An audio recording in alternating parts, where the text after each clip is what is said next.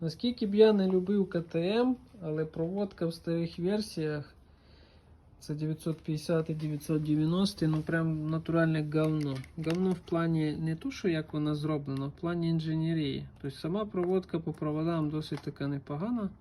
Всякі там розйомчики, ну вони пилі влагу не захищені, але вони тут і не треба таким. Но як воно розведено, це просто ужас. Поворотники запаяні в місці все в одну схему, і ти вже підключаєш це все нещастя єдиним узлом, просто клац і все. Как би воно охеренно задумано.